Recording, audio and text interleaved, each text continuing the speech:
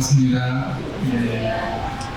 끝까지 이렇게 참석해 주신 분들 제가 잘 기억하면서 이제 얼굴이 낯이 좀 익으신 분들도 계신 것 같아요. 사시면서 부동산이나 법 관련해서 언제든지 뭐 문의하실 게 있으시면 우리 국밥에서 강의 들었다라고 하시면서 제가 또 전화를 못 받을 때는 문자 주시면 제가 다시 꼭 전화해서 도움이 되도록 그렇게 하겠습니다.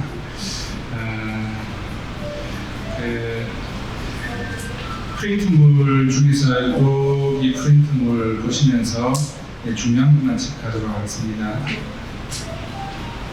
지금 구수동의 그 아파트 같은 경우에는 낙찰이 2억 2,050만 원이 됐습니다. 82% 12명이 입찰했고 차순위는 2억 1,837만 9천 원 80% 최저가가 전에 2억 1,600이었죠. 2억 1,600이었는데 이번에 64%였거든요. 64%였는데 80% 넘겨서 차순위로 됐고 낙찰은 82%에 낙찰이 됐습니다. 12명이 입찰했고 그래서 아파트는 입찰하실 때 80%에서 입찰 검토를 하셔야 돼요. 64% 떨어지는 게 좋은 게 아니에요. 만일에 이거를 80% 2억 1,600에 만일 입찰을 했으면 실제로 낙찰된 2억 2,050만 원보다 450만 원 싸게 받았겠죠. 단독으로 들어가서. 그래서 2억 1,600에서 끝자리 조금 올려서 99,900원 한다든지 이런 식으로 들어가시는 게 오히려 더 좋습니다. 그래서 입찰 포인트가 굉장히 중요합니다. 여기서는 64% 최입찰가인데 82%에 낙찰됐다는 거. 그리고 입찰 포인트를 한번 놓치면은 저번 최저입찰가보다 한 1% 더 올리든지 한 1% 낮추든지 그 정도로 이제 한 2%까지는 괜찮은데 3% 4% 넘겨서는 입찰을 안 하시는 게 좋을 것 같아요. 그리고 만약에 저번 최저입찰가보다 한 1, 2%라도 낮게 낙찰받으면은 그래도 좀 잘 받는 거죠. 만약 감정가가 5이면 1%만 해도 500만 원 싸게 받는 거잖아요. 그렇죠? 네, 그렇게 입찰하시면 되겠습니다. 자, 그 다음 6번 보겠습니다. 금사동 공장입니다.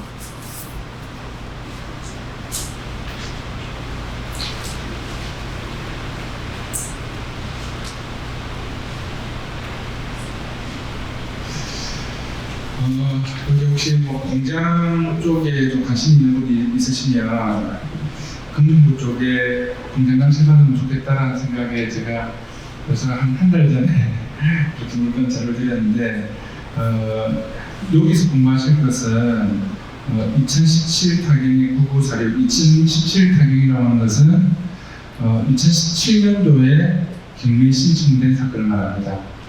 만약 2018 타경 같으면 2018년도에 경매 신청된 사건. 그래서 2017년도에 경매가 된 사건인데 물건번호 여기 1번이라는 표시가 있죠. 1번. 그럼 물건번호 이게 1번, 2번, 3번까지 있었거든요. 그래서 3번은 지금 진행 중이고 이제 물건번호 1번, 2번은 지금 이제 낙찰이 된 물건입니다. 그래서 물건번호가 있을 때는 물건번호 기재 반드시 하시라는 거하고 물건이 하나밖에 없더라도 다른 여러 물건이 또 있는지 없는지 잘 모르실 때는 물건번호 하나만 이제 있을 때는 물건번호가 무조건 1번이거든요. 그래서 이제 물건이 여러 개 있는지 하나 있는지 잘 모르실 때는 그냥 1번 적으시면 돼요. 그러니까 사건 번호 안에 물건 번호가 하나밖에 없는데 1번 적는 거는 낙찰에 문제가 없어요. 그런데 물건이 여러 개 있는데 만약에 물건 번호를 기재를 안 하면 이제 낙찰이 무효처리 됩니다. 내가 1번에 입찰하는지 2번에 입찰하는지 표시를 해줘야지만 낙찰이 이제 유효한 거죠. 그래서 물건 번호 기재해야 된다는 거.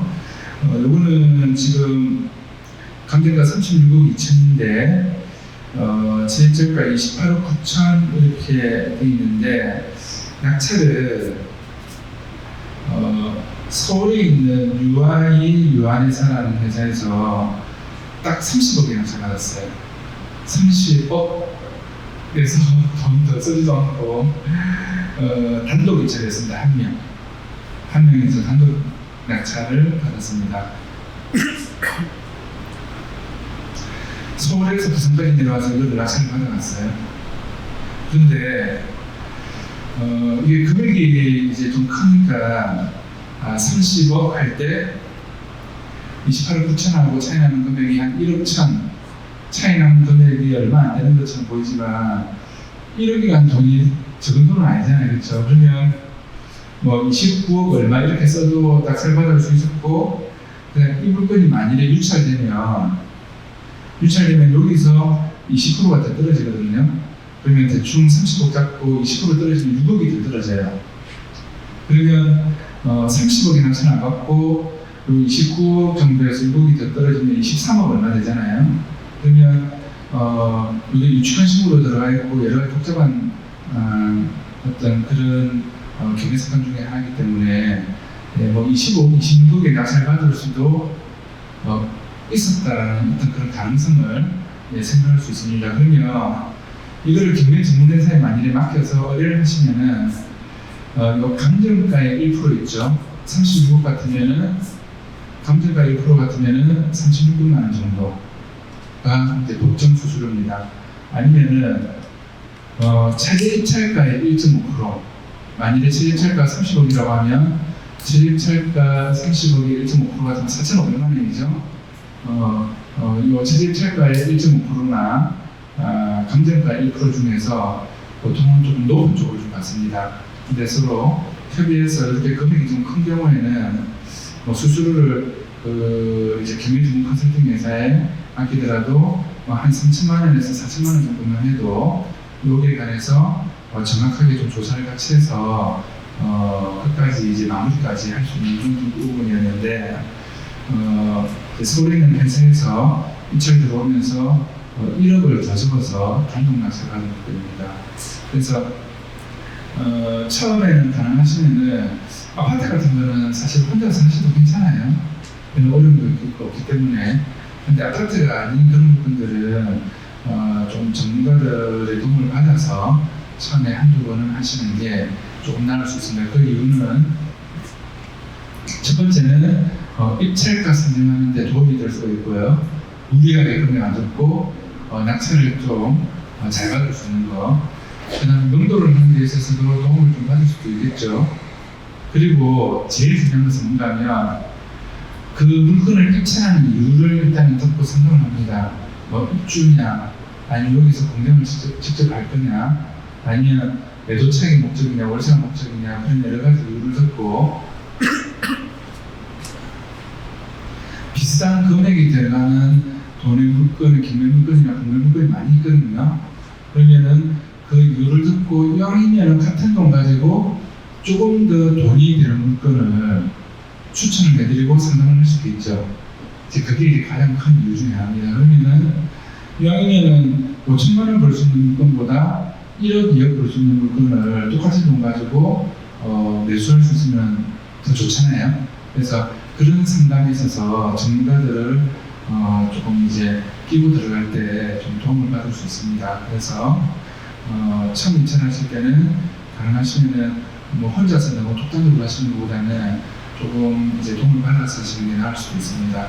자, 여기서 이제 우리가 공부해야 될 것은 공장은 전에 우리 이제 할 때 감정가가 토지, 건물, 그 다음에 기계가 있다고 했죠.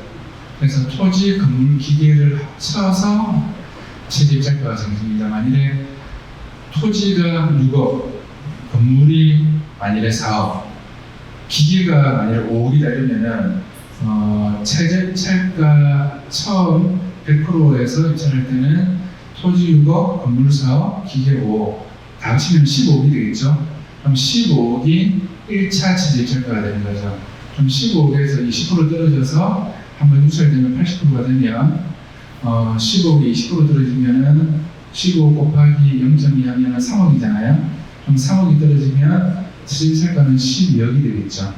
근데 12억이라고 해도 기계 부분을 뺀 토지 건물은 10억밖에 안 되잖아요. 그러면은 그 기계가 내가 사용할 수 있는 용도가 나한테 적합하지 않으면은 기계 경쟁가는 무시하시고 들어가셔야 돼요. 그러면 토지 건물 10억만 이제 가지고 거기에서 조금 더 떨어져서 뭐 8억이나 7억이나 이렇게 나서가야 됩니다.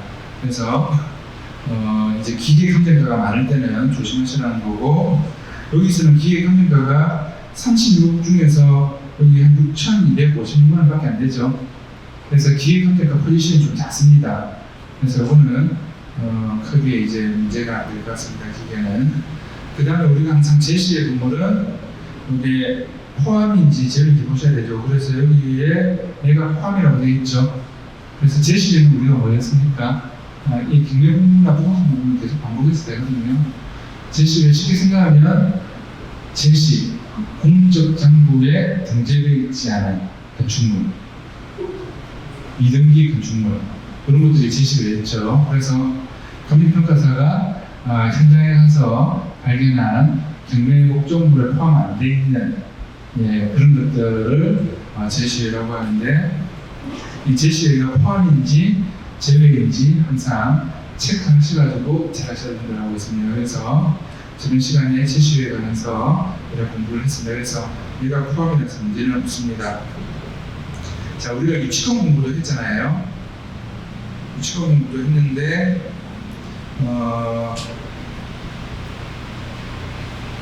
자, 여기 보세요. 유치권은 성립되기 위해서 첫 번째 조건이 뭐였습니까? 타인의 물건이었죠. 그러면은 타인의 물건에서 생긴 공사기금 채권, 그런 거니까 공사기금 못 받은 공사를 한 이제 건축하신 분이 공사기금 못 받았다 그러면은 내 물건이 아닌 다른 사람이 소유한 물건의 점유권이 있을 때, 이때 이제 유치권이 성립되는 게 있었잖아요. 그런데 여기는 임차인이 없으며, 그래서 임차인이 없으며 전부를 소유자가 전부 사용합니다 되어 있죠. 소유자는 유치권 주장을 못합니다. 타인의 물건, 됩니다. 그래서 소유자는 유치권 주장을 못하는데 전부 소유자가 전부 사용한다라고 경매 현황 보고서에 기록이 되어 있어요. 그러면 유치권자가 유치권을 주장하려고 하면은 점유를 해야 되거든요. 그럼 점유를 안 했잖아요. 그럼 유치권 성립되기가 좀 어렵다고 보시면 되겠습니다. 그래서 간접 점유 같은 것도 있는데 그런 것들은 공부를 좀 더 하셔가지고 이제 들어가시면 될 것 같고, 일단은 유치권이 성립되려고 하면은 점유되어 있어야 됩니다. 점유해야 됩니다. 그래서 만약에 소유자가 전부 점유하고 있고 임차인이 전부 점유하고 있고, 그런데 다른 제3자가 유치권 주장을 한다. 그럼 유치권 성립이 되게 어렵다라고 보시면 되겠습니다. 그래서 여기 이제 그 디테일 쪽에 보시면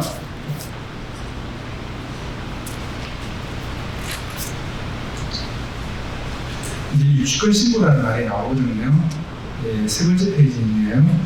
그래서 이거는 세 번째 페이지에서 일단 보고, 그 다음에 여기서 공부하실 것 중에서 여기 가처분이 있죠. 가처분. 근데 이 가처분이 위에 건재단들이 있고 후순위 가처분이죠. 그래서 후순위 가처분 원칙은 말소라고 했습니다. 그렇죠? 원칙은 말소. 그래서 여기 사회행위, 거짓이다 이 말이죠. 사기다. 사회행위를 원인으로 한 건재단권 설정 등기의 말소 등기 청구권. 그러니까 건재단권 설정 등기에 관한 말소 등기 청구권으로 건재단권 가처분이 들어갔습니다. 이런 건재단권 가처분은 그냥 말소된다고 보시면 되겠습니다. 그런데 우리가 가처분에서 좀 주의해야 될 게 뭐가 있었죠? 소유권과 관련된 가처분. 이런 것들은 후순위라도 조금 위험할 수 있으니까 가능하면 입찰을 피하시라고 했습니다. 소유권에 관련된 가처분. 그리고 당연하게 3순위 권리들은 이제 입찰할 때 정확하게 조사가 안 되면 입찰하시면 안 되죠. 만약에 가처분이 3순위로 있다. 그러면 이제 입찰하시면 안 되겠습니다. 스님이 마이크 소리를 조금만 더 크게 할 수 있을까요? 여기 스님 계십니까?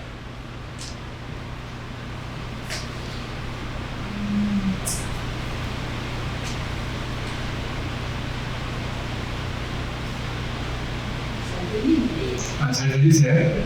예, 알겠습니다.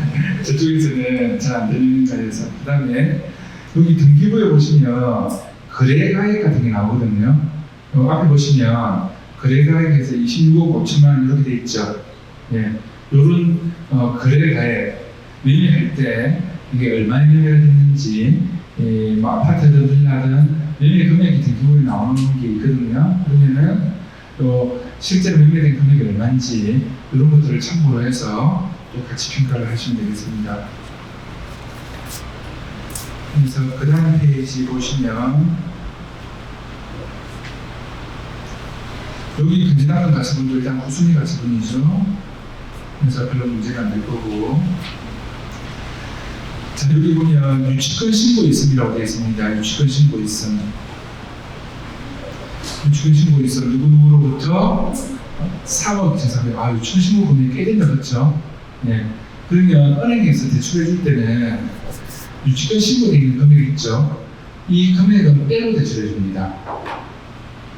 만일에 은행에서 대출을 20억을 해줄 수 있다고 하면 유치권 신고가 3억이 돼 있잖아요. 그러면 3억 빼고 이제 20억 대출을 해줄 것을 17억 정도만 해주는 거죠. 그러면 유치권 신고한 거를 만일에 이제 어떤 걸로 다시 이제 취소시키는 걸로 해서 유치권 신고한 사람이 서류를 넣어주면 은행에서 원래 대출해 주려고 했던 20억까지 대출해 줍니다. 그러면은 점검 치기 전에 만일에 유치권 신고한 사람하고 협의가 돼가지고 합의서하고 유치권 신고한 거를 철회하는 어떤 철회서를 넣잖아요. 그러면은 정상적인 대출이 가능할 수 있습니다.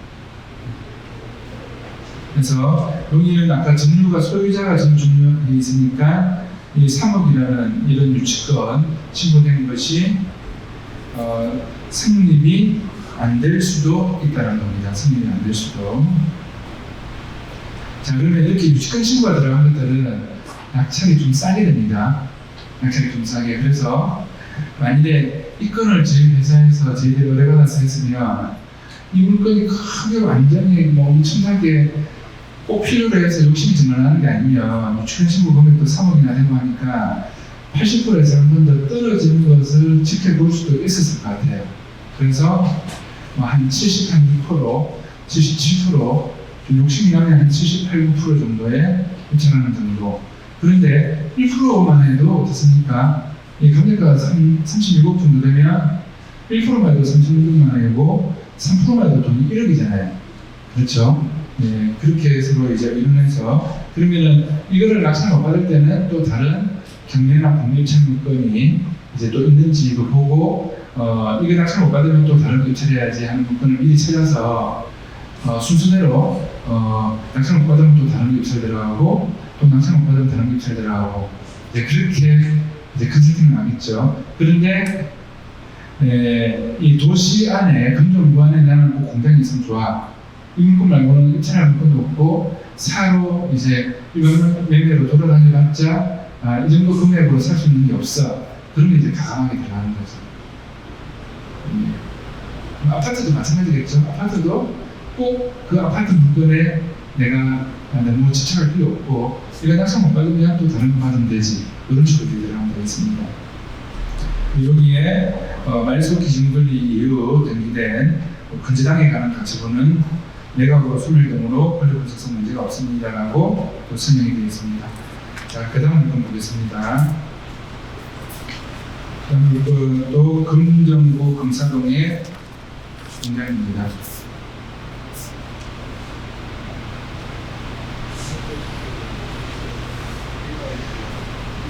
자, 이거는 물건번호가 2번이죠. 물건번호 2번을 표시를 해줘야 됩니다. 이거는 성년가가 14억 3,900 정도 되는데, 요거는 4명 입찰해서 낙찰이 13억 1,222만 원에 낙찰됐습니다. 이렇게 22만 원이든 13억 1222만 원. 이렇게 같은 숫자를 조금 끝까지 얼마라도 좀 올리는 게 낫습니다. 그런데 전문가들은 어떻게 하냐 말이죠.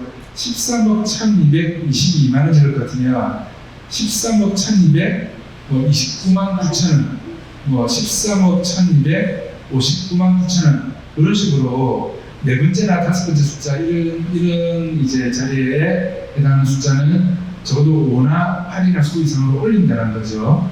네.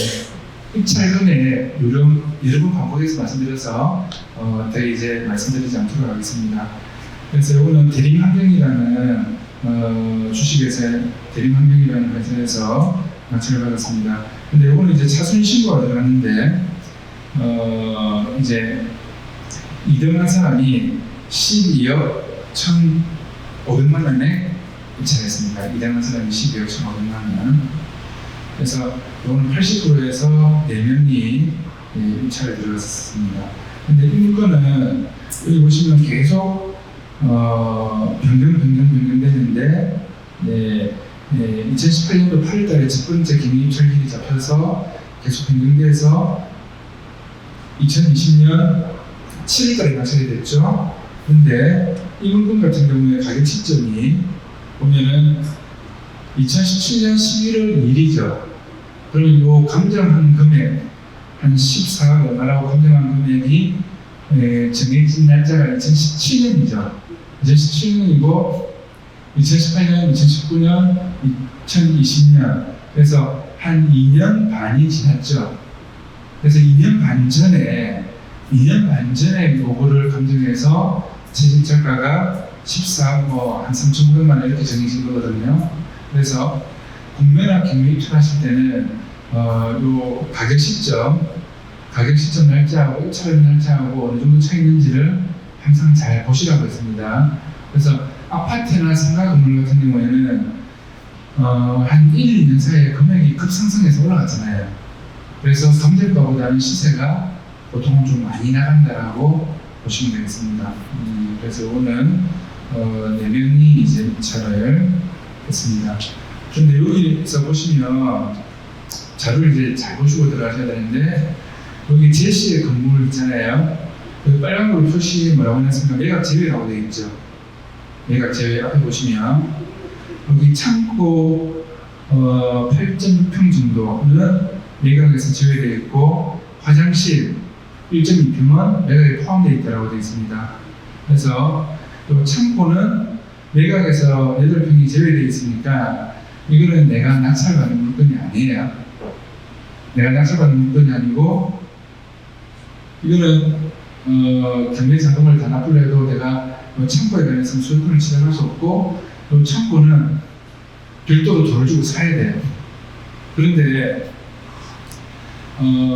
저는 이제 이런 분이 한 분 이제 제가 로펌에 있을 때 찾아오셨습니다. 낙찰을 받았는데 건축 부지로 낙찰을 받았어요. 낙찰을 한 50억 정도 받았단 말이에요.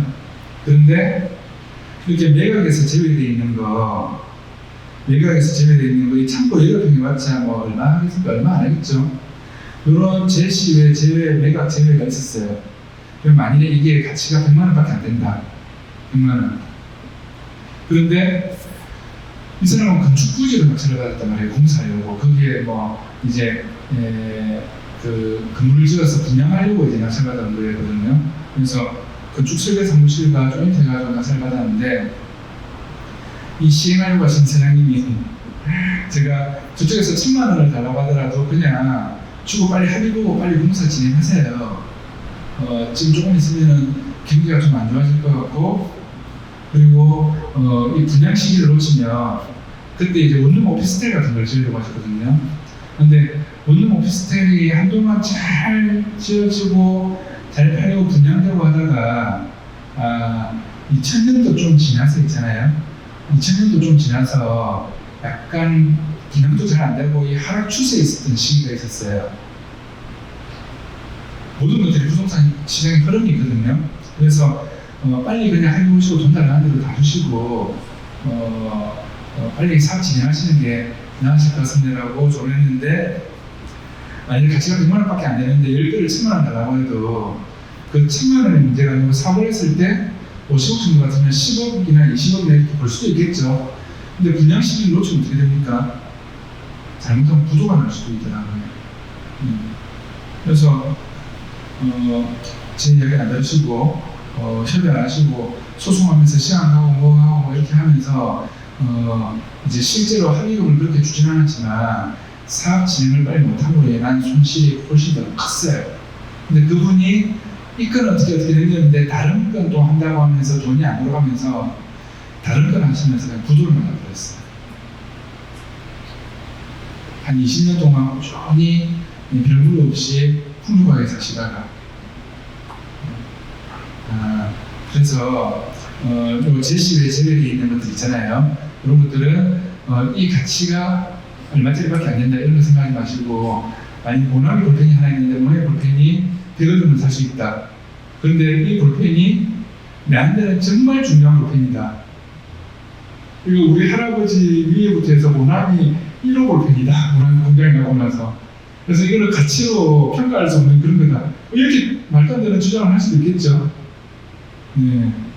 그래서 거제도에 거제도 옥포 쪽에 제시의 제외 문건이 하나 있었는데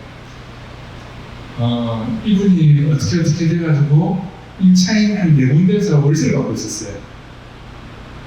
그러니까 완전히 뭐 썰어져가는 그런 어떤 판단충 같은 그런 데 방문하시게서 월세를 받고 있었는데, 네, 그것도 그냥 합의를 잘 보고 했으면 됐을 건데, 그래서 나중에는 소유주가 자기 집에서 나와서 제시에 제외 있는 그 집 하나에 들어가서 그냥 끝까지 버텨가지고 네, 지금 오랫동안 있었던 적도 있었어요.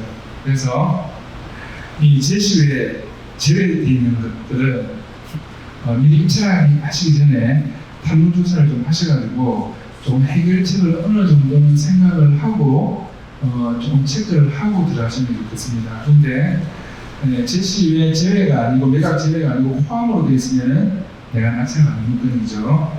자, 여기서 이제 공부해야 될 것은 이런 것들도 체크를 해야 됩니다. 그래서 서류를 잘 보시고 입찰하셔야 됩니다. 그 다음 페이지 넘기시면, 자, 여기서 권리 구성하는 거 한번 살펴보시면, 여기 말소기준권리가 2013년 12월 20일이죠. 앞에 보시면 말소기준권리는 건재당 가압류 압류 중에서 제일 빠른 날짜라고 했습니다. 그래서 말소기준권리 2013년 12월 20일인데 4차 등록 신청 날짜가 언제죠? 2014년이죠. 그럼 후순위, 그럼 대항력은 없다 이렇게 나옵니다. 만일에 이게 4차 등록이 2012년이다 그러면은 여기 대항력 있음 이렇게 나오겠죠. 자, 앞에 한번 보셔도 되겠습니다. 그 다음에 임차인은 2017년이죠. 4차 등록 신청일이. 그럼 이것도 말소기준권리 2013년보다 늦죠. 그래서 후순위, 그래서 대항력 없음. 그 다음에 또 4차 등록 2017년입니다. 그래서 후순위, 대항력 없음. 그 다음에 보증금 3천만 원에 30만 원 되어 있는 것은 3천만 원 플러스 30만 원 곱하기 100. 30만 원 곱하기 100하면 얼마죠? 3천만 원이죠? 그래서 환산 보증금을 6천만 원이라고 표시를 해놨습니다. 밑에 보증금 5천에 월세 250대 있으면 250만 원 곱하기 100 하면은 2억 5천이죠. 2억 5천 더하기 5천만 원에서 환산 보증금은 3억이라고 되어 있습니다. 3억. 그래서 이 환산 보증금이 상가건물임대차보호법 대상인지 아닌지도 체크를 하셔야 되는데, 상가건물임대차보호법 대상인지 아닌지 보실 때는 말소기준권리 날짜가 언제인지 이걸 보시라고 했죠. 말소기준권리 날짜가 언제인지 이걸 보고 이제 임대차보호법이 각각 개정된 날짜들하고 비교해서 보셔야 되겠습니다. 나중에 조금 있다가 주택 소유 임차인 볼 때 한 번 더 보도록 하겠습니다. 자, 그래서 대항력 있다 없다, 대항력 있음이라고 되어 있는 것들은 입찰하실 때 배당 조석이나 인수하는 금액을 정확하게 파악하지 못하면은 입찰을 못하는 거라고 했죠. 그래서 대항력 없는 것들 정도만 합쳐하시면은 별 문제 없겠습니다. 그리고 배당 분석 우리가 앞에 이제 공부했잖아요, 그렇죠? 배당 분석 1순위 소액임차인 세우수 면적은 그 다음에 뭐 근로임금 퇴직금 3년치 3개월분, 그 다음에 당해세, 그 다음에 세금 중에서 법정기일 빠른 거, 이런 것들 말고는 근저당권, 확정일자 이런 순서대로 이제 배당받아간다고 있잖아요. 그래서 배당 분석해 보시면 또 그렇게 어렵지 않고 구독션이나 경매사이트 보시면 예상 배당표 이런 것들이 프로그램으로 되어 있습니다. 그러면 예상 배당표를 이제 낙찰가 얼마라고 이제 입력을 하시면은 예상 배당표가 나오거든요. 그 다음에 인수하는 금액 이런 것들이 이제 컴퓨터 전산화돼서 나옵니다. 그러면 그런 것들을 또 참고를 좀 해서 이제 하시면은 되겠습니다. 자, 여기서도 가처분이 있는데 가처분이 근저당에 관한 가처분이죠. 근저당 가처분, 우순위 가처분이라서 별로 문제가 없고 페이지 넘기시면 여기도 유치권 내용이 있습니다.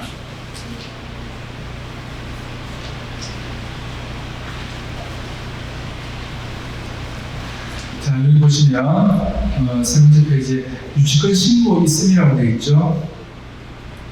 예. 그래서 1,800 얼마 유치권 신고가 있으나 그 승인 여부는 불분명하다 이런 말이 나옵니다. 근데 여기 유치권 신고 금액은 얼마 그렇게 크게 안 되죠. 공장 입찰하실 때는 앞에도 설명드렸는데 전기세, 수도세 등 면책금을 인수할 수도 있어오니 현장 탑사 시 최종 금액을 확인하시기 바라며 이 전기세가 엄청나게 나올 수가 있어요. 공장 같은 경우는. 그 다음에 산업 폐기물 방치 여부. 제 친구 이야기도 전에 한번 했었죠. 산업 폐기물이 엄청나게 있다라는 거. 이런 것들 탄도조사하셔야 꼭 체크하셔야 되는데 경매 전문 컨설팅 회사에 의뢰해서 조사를 한다 손치더라도 산업 폐기물 같은 거 있잖아요. 이런 것들은 조사하는데 한계가 있어서 조사가 안 될 수도 있어요. 안 될 수도 있습니다. 그래서 낙찰받고 나서 잔금 치기 전에 만약에 그런 게 조사가 되면은 잔금 납부를 안 하고 낙찰받은 것을 취소할 수 있는 그런 절차도 있습니다. 그런데 그 잔금 납부 다 하고 나서 알게 되면은 차부터는 좀 난감하게 되죠. 그래서 그거는 좀 어쩔 수 없는 그런 부분이 될 수도 있다는 거. 그래서 이제 공장 입찰하실 때는 전기세 진압금 이런 거는 꼭 확인하시고 들어가셔야 된다는 겁니다. 여기에 이제 설명이 되어 있는데 여기 보시면 전문가 멘토라고 이제 되어 있는 글을 보시면 임차인이 유치권 신고를 한 건입니다. 임차인이라면 점유는 기본적으로 하고 있는 상태이므로 공사 내역의 파악이 중요합니다. 임차인이면 점유해 있을 수 있겠죠. 그래서 점유 요건을 같이 씁니다. 기본적으로 부동산의 가치 증가나 유지에 도움을 주는 공사여야 합니다. 부동산의 가치 증가나 유지에 도움을 주는 공사여야 합니다. 그래서 우리가 앞에 경매 심화학습 할 때 유익비 필요비라는 것을 공부를 좀 했습니다. 그렇죠? 유익비 필요비. 그래서 가치 증가, 부동산 가치 증가가 됐다든지 아니면 꼭 필요해서 공사를 했다든지 만약 아파트 태풍 치는데 거실 창문이 깨졌는데 임차인이 공사할 수밖에 없죠. 그리고 필요비, 유익비는 부동산 인동 가치가 증가된 부분. 이런 유익비나 필요비도 배당 순위에 있어서 빠른데 경매신고상 어떻게 된다고 했습니까? 경매신고상 유치권에 관한 소송의 다툼으로 가고 실제 배당은 신고상 잘 해주지 않는다라고 했죠. 그래서 그런 게 해당이 되면은 유치권 주장을 이제 할 수가 있습니다. 그래서 판례는 임차인이 자신을 위한 영업 목적의 인테리어 공사는 유치권의 원인 직권이 아니라고 합니다. 라고 해서 만일에 임차인 필요에 의해서 인테리어 공사를 했다. 인테리어 공사 이런 것들 뭐 음식점 하는데 카페 하는데 인테리어 공사에서 이제 뭐 유익비로 주장한다든지 부동산 가치가 증가되지 않았느냐 이렇게 주장한다든지 이런 인테리어 공사비는 유치권 주장을 하기가 어렵다라는 판례가 있다라고 명시되어 있습니다. 또 판례는 임차인에게 원상 회복 의무가 있는 경우, 임차인에게 원상 회복 의무가 있는 경우, 이거는 임대차 계약서에 보면 퇴각 조건에 퇴거 시 원상 회복하기로 한다 이런 퇴각 조건을 적는 경우가 있어요. 임대차가 종료되고 나서 이제 나갈 때 원상 회복하고 철거하기로 한다 이런 퇴각 조건이 돼 있으면, 그런 퇴각 조건이 돼 있으면, 적게 됐으면은 그런 경우에는 여기 필요비, 육비, 상환을 포기하는 것으로 보기 때문에, 자, 상가를 내줄 때 임대인 입장에서 굉장히 유리한 것은 원상 회복하기로 하고 철거하기로 한다라는 그런 퇴각 조건을 많이 적잖아요.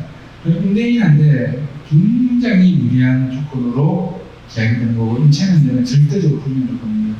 그런데 보통은 상가에 내줄 때 이제 그런 퇴각 조건을 적는 경우가 좀 많죠. 그래서 내가 상가 건물을 가지고 있다, 그럼 세를 줄 때 퇴각 조건에 원상 회복 의무, 원상 회복하기로 한다, 요거를 적으면 임대인 입장에서는 좋고, 임차인 입장에서는 안 적으면 좋고, 네, 임대인 입장, 임차인 입장 꼭 알고 계셔야 되겠습니다. 그래서 나중에 언젠가는 40억짜리, 50억짜리, 100억짜리 이런 상가 건물 언젠가는 여기 계신 분들은 언젠가는 가지고 가실 거라고 봅니다. 이렇게 열심히 하고 계시니까. 그러면 상가 임대를 줄 때, 세를 줄 때 퇴각 조건에 원상 회복하기로 한다, 이런 퇴각 조건을 좀 적으시면은 이제 건축주한테 좀 유리하겠다는 거죠. 그래서 계약서 상의 퇴각도 중요한 조사 항목입니다라고 되어 있습니다. 내가 낙찰을 받게 되면 낙찰자는 이 경매사건의 이해관계인으로 되거든요. 낙찰자는 경매사건의 뭐가 된다고요? 이해관계인.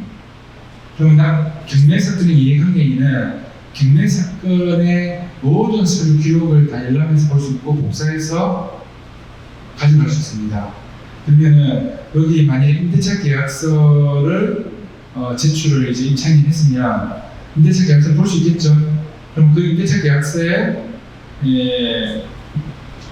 퇴각 조건에 원상 회복하기로 한다, 이제 임대차 계약이 종료되면 철거하기로 한다, 이런 말이 만약에 있었으면 주거 소송할 때 굉장히 도움이 되겠죠.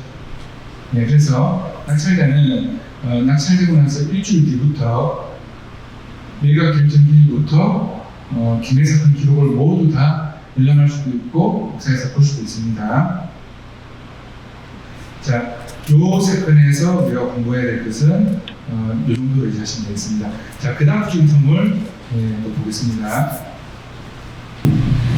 자, 아까 우리 본거 이제 공장 정리하는 거는 좀 중요한 핵심 사항들을 말씀을 일단은 드렸습니다. 그래서 권리 분석하셔가지고 집안에 공장하시는 분들 있으면 경매사건 나온 것들 이렇게 보셔가지고 정보를 좀 제공해줘도 아마 도움이 크게 되실 거예요. 자, 여기 동네 오som 아파트에서 공부해야 될 것은 계속 강조하는 내용 중에 하나인데, 여기 체집철 금액이, 체집철가가 64%죠. 64%. 3억 2천짜리가 2억 480만 원까지 떨어졌습니다. 체집철가는 64%인데 낙찰은 16명 입찰에서 2억 5,661만 1,000원에 낙찰됐습니다. 저번 체집철가가 얼마였죠? 여기 보세요. 저번 체집철가 80%가 2억 5,600이었죠. 2억 5,600이었는데 2억 5,600보다 61만 1,000원을 더 적었어요. 61만 1,000원. 그래서 80.2%에 낙찰됐거든요. 그래서 입찰 포인트를 놓쳤는데 시세가 어느 정도 강력보다 많이 나가면 저번 체집철가보다 약간 더 적어서 입찰하는, 이게 잘하는 겁니다. 근데 더 잘하는 것은 저번 체집철가보다 약간 낮춰서 낙찰받아도 더 좋겠죠. 근데 이거는 차순위 이름이 2억 5,200에 입찰했어요. 2억 5,200. 그러면 2억 5,600만 원보다 61만 천 원 더 적은 사람이 없었다고 하면 2억 5,200에 천한 사람이 낙찰을 받는 그런 결과가 나올 수 있는 문건이었습니다. 그래서 입찰 금액 누름을 제가 계속해서 반복해서 설명드리고 있습니다. 이거는 경험에서 이제 나오는 게 아니고 정말 많은 경험에서 느낌을 가지고 나오는 게 아닌 그냥 단순하게 일차가 선정하는데 일차가 그걸 정하기가 어렵거든요. 그래서 나한테 일차 포인트를 한번 놓쳤다 그러면 제가 계속 강조하는 거 저번 주 일차가를 기준으로 해서 1, 2% 낮출 건지 약간 높일 건지 항상 요거 명심하셔야 됩니다. 그 다음에 여기서 이제 또 공부할 것은 임차인에 관해서 분석하는 것을 잠깐 보겠습니다. 자, 여기 보면 말소 기준금리가 2011년 7월 21일이죠. 그런데 전입날짜는 2013년이죠. 임차인 2013년 일단 그럼 후순입니다. 후순위 임차인은 입찰하는 입장에서는 아무런 문제는 없습니다. 그런데 배당 분석을 하는 이유는 왜 한다고 했죠? 이사 비용을 얼마 주면 될까? 이 임차인이 얼마를 손해볼까? 이걸 분석하기 위해서 한다라고 했습니다. 그리고 이제 경매를 떠나서 반대로 내 자녀, 내 애들이, 내 주위에 있는 사람들이 임차인으로 들어갈 때, 또 내가 반대로 세를 줄 때 임대차 보호 대상이 되는지 안 되는지는 기본적으로 알고 생활하셔야 되거든요. 그래서 그러니까 이런 경우가 많습니다. 저기 피해를 많이 보는 경우가 우리 애가 공부를 잘해서 서울에 갔어요. 그럼 서울에 가면 비싼 집은 못 보여주고 보통 세를 보여줄 때 오피스텔이나 원룸이나 이런 거 보여주잖아요. 그렇죠? 근데 다가구 주택이나 원룸이나 이런 거 보여줄 때 임대차 보호가 되는지 안 되는지 이런 걸로 전화 와서 질문하시는 분들이 꽤 많이 있거든요. 근데 가장 기본적인 경매에 관한 권리 분석이에요. 임대차 보호에 관한 권리 분석. 그래서 우리가 앞에 이론했던 거를 이렇게 문건들을 보면서 실무에서 반복해서 계속 하다 보면은 내용을 이제 파악을 할 수 있을 겁니다. 자, 상가는 아까 월세 곱하기 100을 해서 보증금 계산할 때 산입한다고 했죠. 제에서 넣는다고 했습니다. 그런데 주택임대차보호법은 주택은 월세는 계산 안 한다고 했습니다. 자, 우리 똑같은 내용들이 지금 우리 공부를 하다 보니까 계속 3번, 4번 계속 반복해서 되잖아요. 부동산 공부 이렇게 하시면 돼요.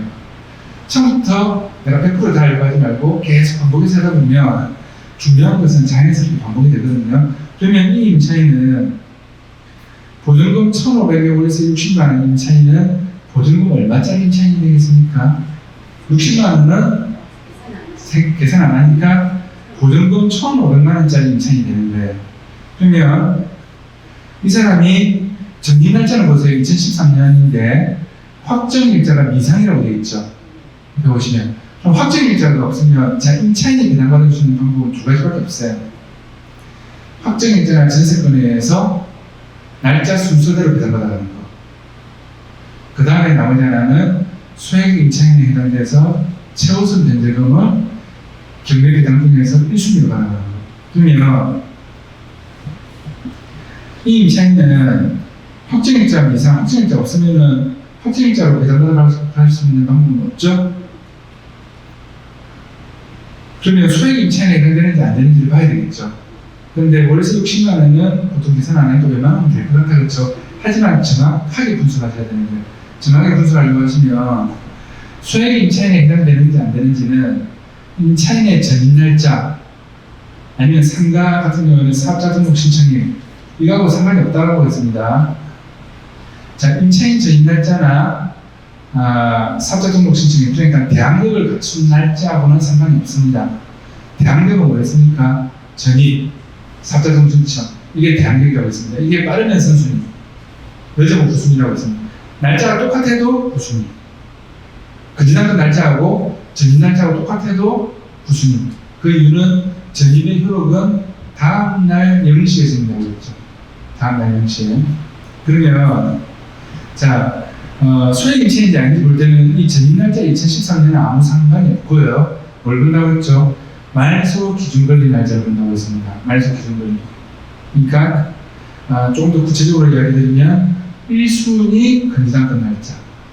그러니까 담보권 중에서 첫 번째 날짜.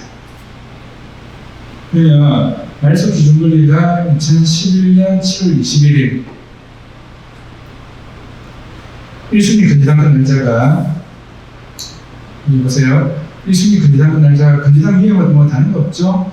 건지당권 중에서 제일 빠른 날짜가 2011년 7월 21일이란 말이에요. 그러면 2011년 7월 21일이 건지당권 날짜가 주택임대차보호법이 개정될 때 어느 시행시기 안에 들어가는지 봐야 된다고 했죠. 그래서 그 시행시기는 제가 이 블로그에 글들 하나하나 다 해가지고 최초 임대차보호법 생겼을 때부터 상가하고 주택임대차보호법 이제 그 시행 날짜를 다 제가 블로그에 올려놨습니다. 그래서 요거를 이제 찾아보시면은 옆에 그냥 메모를 하나 하시면 2010년 7월 26일부터 2010년 7월 26일 이 말은 2010년 7월 26일 날 주택임대차보호법이 한번 개정됐다고 말이에요. 7월 26일부터 2013년 12월 31일까지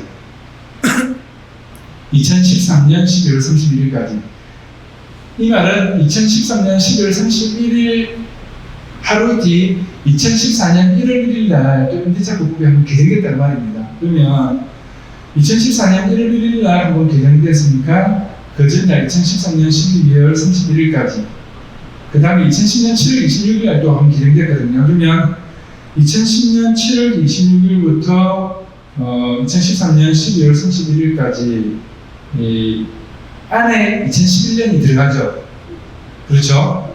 그래서 1순위 건지당권 날짜가 2010년부터 2013년 이 사이에 들어가거든요.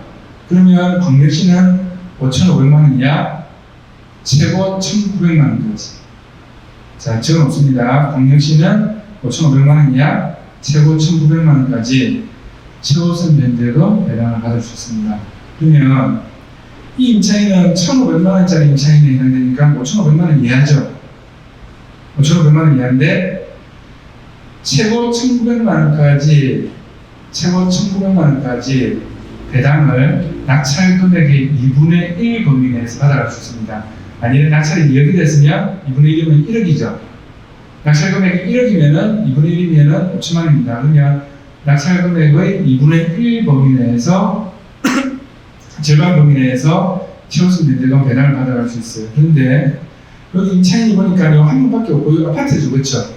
그러면 낙찰이 여기에 지금 한 2억 5천 6백 이렇게 됐거든요.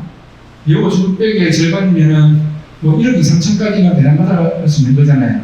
얼마까지? 최고 1,900만 원까지. 그러면 임차인은 보증금 1,500만 원짜리 임차인인데 최고 1,900만 원 범위 내에서 자기 손해본 돈을 다 받아갈 수 있는 거예요. 그러면 이 임차인은 손해보는 돈 하나도 없겠죠? 1,500만 원 중에서 월세 금액 들어오고 나서 안 준 돈이 만약에 한 300 있다. 그러면 내가 못 받은 돈은 1,200인데 1,200은 1,900만 원 범위 내에서 전부 다 배당받을 수 있단 말이에요. 1순위로. 그러면 요거는 명도가 손해보는 돈이 하나도 없으니까 명도가 쉽겠죠? 그러면 이 임차인이 이 배당을 만약에 1,200만 원 받아갈 수 있는 임차인이라고 한다면 임차인이 배당받기 위해서는 낙찰자의 인감증명서와 인감도장찍은 집을 비워줬다는 확인서, 이 임차인이 집을 비워줬습니다라는 명도 확인서에 낙찰자 인감도장 찍고 인감증명서 첨부한 명도 확인서하고 인감증명서를 낙찰자 인감증명서를 법원에 제출해야지만 배당을 받을 수가 있어요. 자, 다시 보세요. 여기 있는 임차인이 배당을 받으려고 하면은 집 비워줬다라는 서류를 법원에 제출해야지만 돈을 받을 수 있단 말이에요. 그러면은 낙찰자는 자기 인감도장 찍어주고 집 비워줬다는 확인서 떼주는데 집 안 비워줬는데 그거 떼주진 않겠죠? 그렇죠. 그러면은 명도하는데 크게 문제없이 이렇게 배당받아가는 임차인들이 있는 경우에는 이제 배당받기 위해서 낙찰자한테 서류 달라고 이제 부탁을 하거든요. 그럼 집 언제까지 비워주시면은 서류하기 이사 나가는 날 드리겠습니다. 그렇게 되면은 이사 비용도 크게 문제 없이 그냥 낙찰가 정도로만 해서 이제 큰 비용 없이 할 수 있다는 거죠. 그런데 제가 항상 강조했던 게 뭡니까? 경매는 일단은 이 임차인은 스트레스 받았겠죠. 경매 들어가서 뭐 잘 모르고 자기는 임차 보는 거 얼마 안 했지만 스트레스를 받았을 거예요. 그래서 한 50만 원만 주면 안 됩니까? 이렇게 요구하는 사람이 있습니다. 100만 원만 주면 안 됩니까? 네. 그렇게 요구하는 사람이 있어요. 그러면은 50만 원, 100만 원 줄 테니까 관리비라든지 공과금 다 정산하고 나가세요. 정산하기 관리비 다 낸 거, 도시가스 다 낸 거, 뭐 이렇게 공과금 다 낸 거 이런 수정해가지고 주세요. 그러면은 제가 그러면 뭐 50만 원이라도 드릴게요. 그 대신에 조건을 다는 거죠. 빨리 비워주셔야 됩니다. 대신 이 정도 요령이 한 6개월 살다가 나가면서 저희는 6개월 살면서 월세 60만 원 안 주고 6개월 살면서 360만 원 빚보는 거죠. 그렇죠? 한참 살다가 나가면서 이사료까지 달라고 한다. 이러면은 그런 경우는 이제 해줄 수 없는 거죠. 그때는 월세 청구를 넣을 수 있습니다. 낙찰자가 월세 청구를 넣을 수도 있습니다. 그러니까 여하튼 낙찰자 입장에서 굉장히 유리한 부분이 있죠. 그래서 이런 경우는 해보실 때 손해보는 것도 없는데도 불구하고 조금만 해달라고 하면은 공과금 다 정리하고 그 대신에 빨리 비워주는 조건이 되면은 이제 조금이라도 챙겨드리겠습니다. 이렇게 합의를 보시면 되겠습니다. 자, 명도 이제 할 때 합의 보는 내용까지 말씀드렸습니다. 그 다음 문구 보겠습니다. 3절 그래프와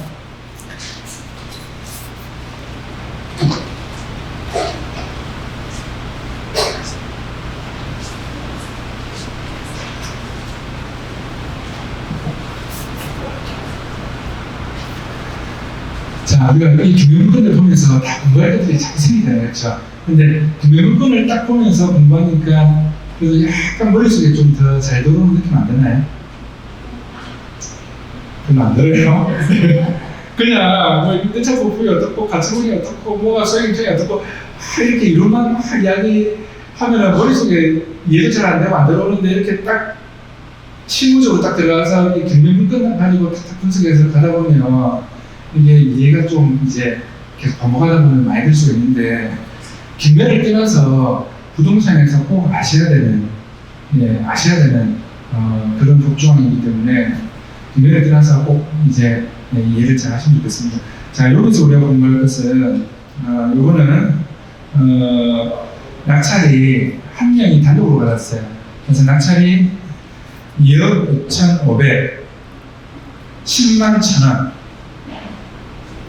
2억 2,500 10만 1,000원 최저가는 2억 2,400이었는데 101만 1,000원을 더 들었습니다. 101만 1,000원.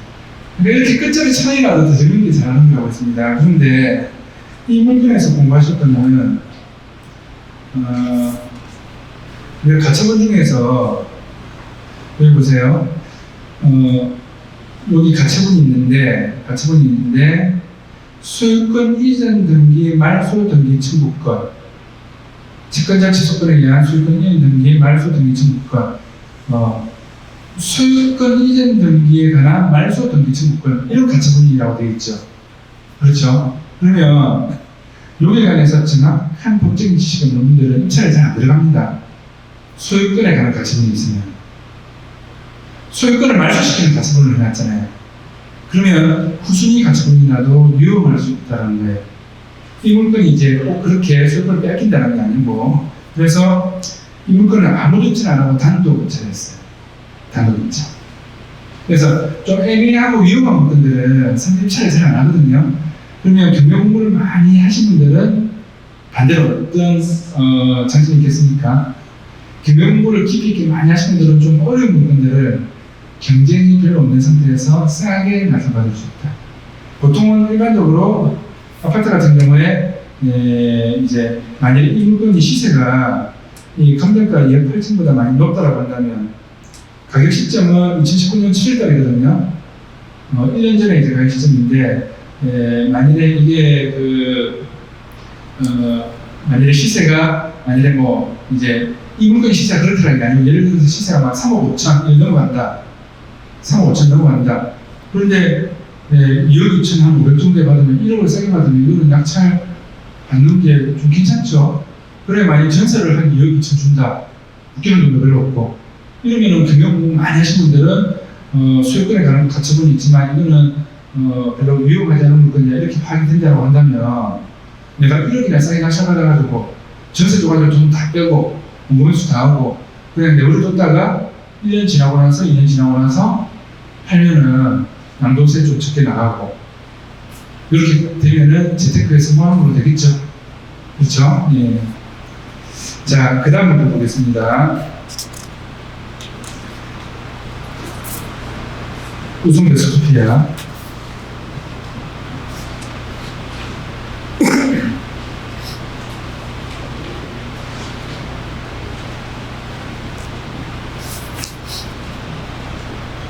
자, 우승 베스토피아는 7명 인천에서 2억 8,680만 원이 낙찰됐습니다.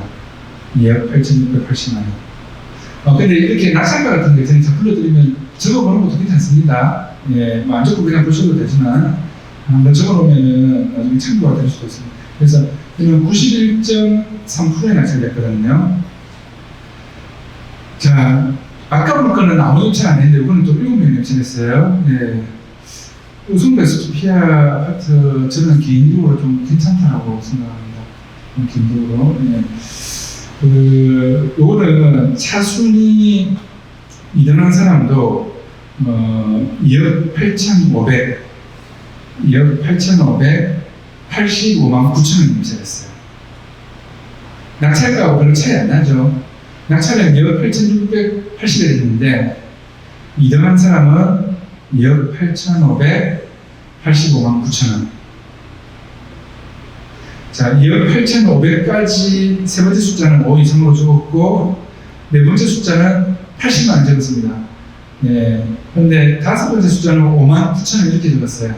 그래서 정석대로 가면은 어떻게 적어야 되겠습니까? 2억 8,580만 원까지 적었으면 뒤에 5만 9천 원은 5만 9천 원 의미가 없죠.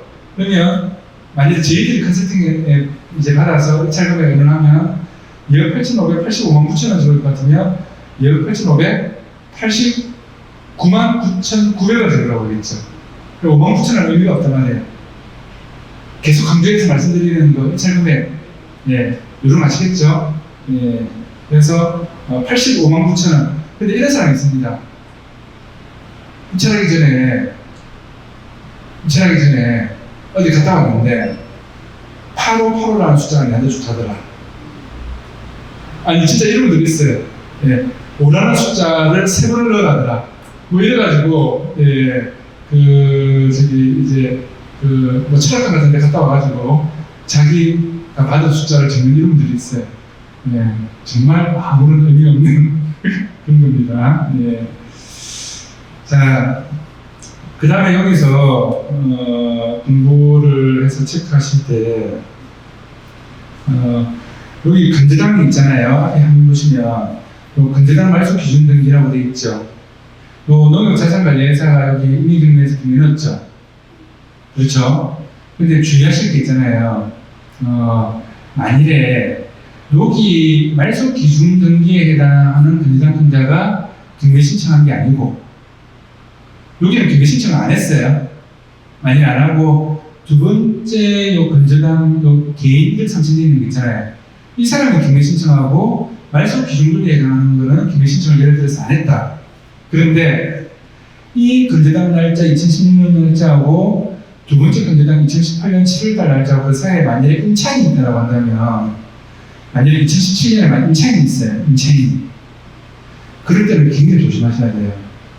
자, 이 말소 기준 권리에 해당하는 게 말소 기준 권리가 확실하게 되는지 안 되는지를 습관적으로 체크하실 때 말소 기준 권리 채권자가 경매 넣었는지 안 넣었는지 보셔야 돼요. 만약 경매 안 넣었잖아요. 그럼 이런 경우가 있어요. 농협에서 대출을 했는데 2억 4,240만 원을 다 갚았어요. 집소유주, 지무자가 다 갚고 나중에 또 대출을 좀 하기 위해서 건재당을 말소 안 시키고 놓아두는 경우가 있거든요. 건재당을 말소 안 시키고 놓아두는 경우가 있어요. 그런 경우에 일본 건재당하고 일본 건재당 사이에 임차인이 전입되어 있다. 그러면 이 임차인은 선순위 대항에 있는 임차인일 수도 있어요. 지금 말하는 건 이해하셔야 되는데 이해 되시겠습니까? 그러니까 건재당이 등기부에 있는데 가짜 건재당이 있는 경우가 있어요. 가짜 건재당. 가짜 건재당인지 아닌지를 평가하실 때는 이 건재당 건자가 말소 기준권에 해당하는 채권자가 경매 신청을 했는지 안 했는지 꼭 보셔야 돼요. 네, 말소 기준권에 해당하는 채권자가 경매 신청했는지 안 했는지 꼭 보셔야 된다. 네, 이거를 잠깐 말씀을 드렸습니다. 자, 그 다음 거 보겠습니다. 네, 사직, 산업.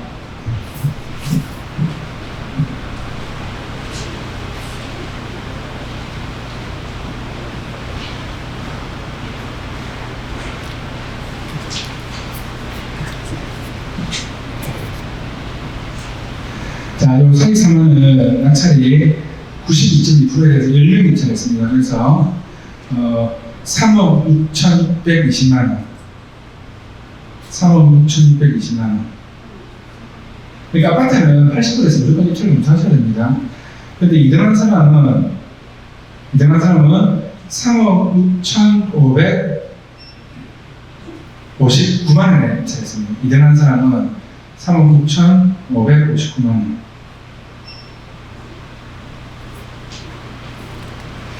자, 그래서 낙찰가 정도 체크해서 근데 뭐 낙찰이 뭐 90% 넘게 낙찰가고 이거 아무런 의미도 없지 않느냐 이게 아니고 있잖아요. 90% 넘게 낙찰되는 것들은 감정가보다 보통 시세가 많이 나가는 경우가 거의 대부분입니다.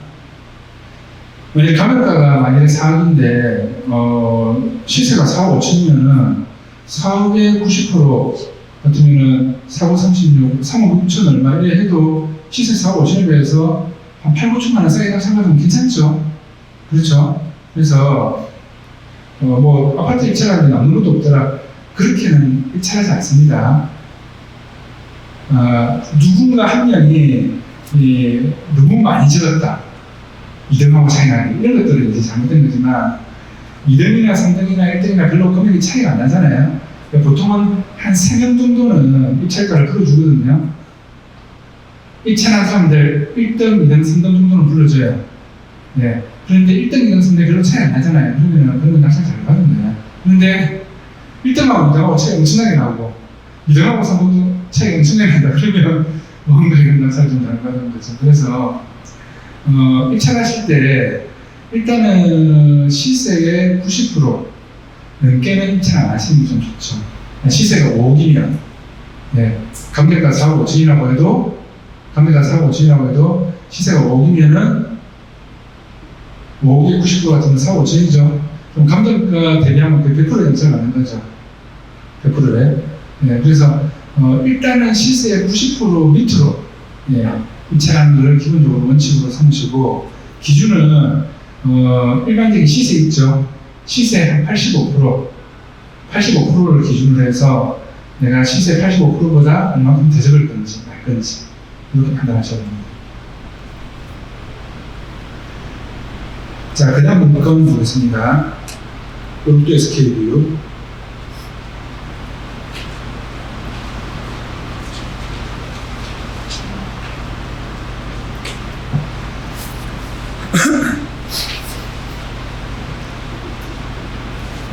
자, 롯데 SK뷰에서 근무하실 때는 전국에 있잖아요. 대형 평수 있죠. 60평, 70평. 대형 평수 아파트가 경매 물건이 한 100개, 200개권에 나오더라고요. 이런 아파트 단지가 있다고 한다면 빨리 조사하셔가지고 빨리 입찰에 들어가세요. 이 롯데 SK뷰에서 경매 물건이 나올 때 이게 미분양 아파트가 한 3,000원 정도 있었거든요. 3,000세대 중에서 미분양 아파트가. 그래서 원래 분양했던 금액보다도 한 1억 5천씩 싸게 할인 분양해서 미분양된 아파트를 다 처리한 적이 있었어요. 그런데 50채씩, 100채씩 한꺼번에 가져온 사람들이 있었거든요. 그래서 회사하고 협의를 해가지고. 근데 그게 경매 물건이 한꺼번에 한 150채 정도 쏟아져 나왔었어요. 그래서 제가 개인적으로 한 10채 정도 낙찰받았거든요. 10채 정도. 근데 분양가 7억인데 낙찰은 보통은 69평은 있잖아요. 70평짜리 아파트를 분양가 7억, 7억 5천인데 낙찰은 보통은 3억 얼마에 아니면 4억 초반에 그렇게 낙찰을 받았어요. 근데 왜 빨리 입찰하라고 말씀드린가 하면 150채가 진행되는 동안 낙찰가는 점점 올라갑니다. 그러면 70평짜리 아파트가 예를 들어서 114동, 112동이 좀 센터에 있는 동인데 비슷한 청수 아파트가 예를 들어서 4억이 낙찰됐더라. 그러면은 그 다음에 낙찰할 때는 4억보다 좀 더 높게, 그 다음에 낙찰이 4억 7이 됐더라. 그러면 또 계속 이렇게 시간이 지나면 비슷한 동에 비슷한 청수 아파트는 앞에 낙찰된 4억 1천보다 좀 더 높게 4억 2천, 4억 3천 이렇게 낙찰가가 올라가요. 그래도 나는 분양가보다는 3억을 싸게 가는 거잖아요.